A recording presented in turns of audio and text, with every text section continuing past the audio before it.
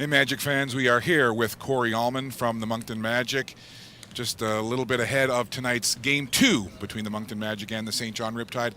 Corey, first of all, your thoughts on that Game 1 victory, 82-77 over St. John, the Riptide. How did you see it? It was a tough game. I mean, it's two defensive teams that hang their hats on defense, and their defense creates their offense. They're the number one, and we're the number two defensive team statistically in this league. So I mean, it's going to be a dogfight. This whole series is going to be tough, low-scoring game. We don't expect neither teams to be getting over 100 because we both really hang our hats on defense. When you know that you're going to be coming in playing a team that's so tight defensively like the Riptide and you guys are much the same, for someone like you that's kind of an offensive-minded player, yes, you can play defense, but you like the offense as well. How much does that change your mindset? Just being sharper. For me, that's set my guys up because they know what I'm doing at this point of the season. They know what I do best. They know what I'm looking for. So they kind of know what our offense sets look like, and it's just more being sharper. With my cuts and with my setup and really getting my defenders off balance. That's basically what it. Taking good shots, not forcing it. Just letting the game come to you. One of the things that we've talked about, myself and Dave Tingley on the broadcast, Dave just did an article recently, but he talked about you being a three-point specialist. But then Jason Caliste came onto the team, and he has a very similar game, and it seemed to take a little bit of pressure off of you. What was it like for you and your game when Jason came on board? It was such a relief, honestly. When you're on the team and you're the only, considered shooter, it becomes tough, because every shot you take, you want to make, you want to do your job.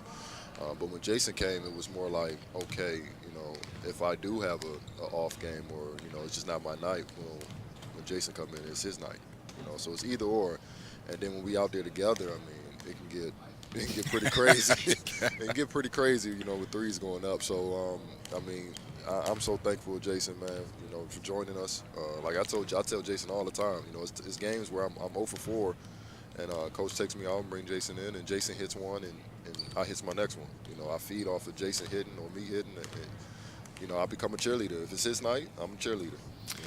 For someone like you that is a shooter, the old adage is shooters got to shoot. And we've talked about it all season. But you seem very comfortable if in your first couple of shots you miss, it doesn't seem to deter you. When you come out, if you do take your first or second shot and it doesn't go in, what's your mindset to just stay with it? Yeah, just stay with it. Try to get a deflection or a steal or, try to do something else. A lot of times I'm guarding guys like Wormley, who I got to, get ready for tonight. And it's I don't even think about offense, in games like this. It's more I'm guarding a best player, so I gotta focus on that end. And actually, when I think like that and I play like that, it helps my offense.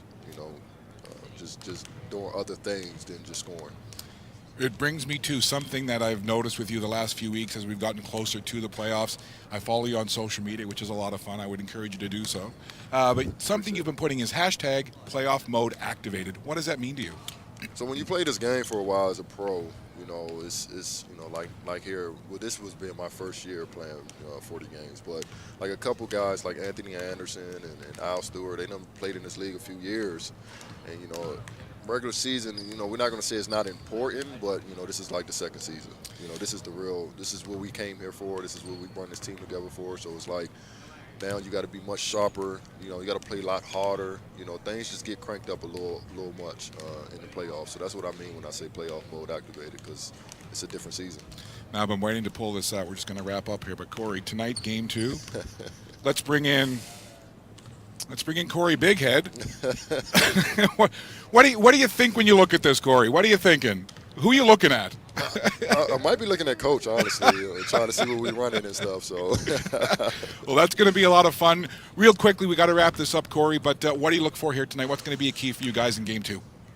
Taking care of the ball. We averaged 12 turnovers on the season. We had like 19 last night. And that's very key right there, because that starts they good defense starts their offense too. So we got to take care of the ball, and we got to sharpen up a few defensive mistakes we made last night.